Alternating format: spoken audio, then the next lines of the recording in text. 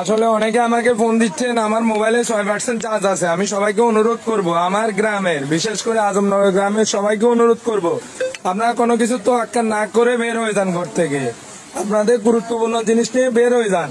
প্রতি ঘন্টায় 3 থেকে 4 ফুট পানি বাড়তেছে। আপনাদের সবার প্রতি অনুরোধ রইল, আর সবাই বিষয়টি শেয়ার করেন।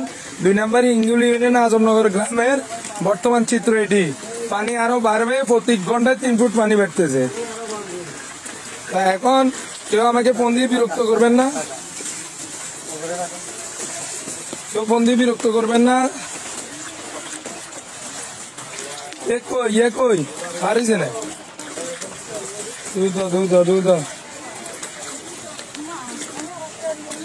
এটা আমাদের এলাকার মোল্লাবাড়ির সামনে বর্তমান চিত্র। মোল্লাবাড়ির সামনে বর্তমান চিত্রে যান।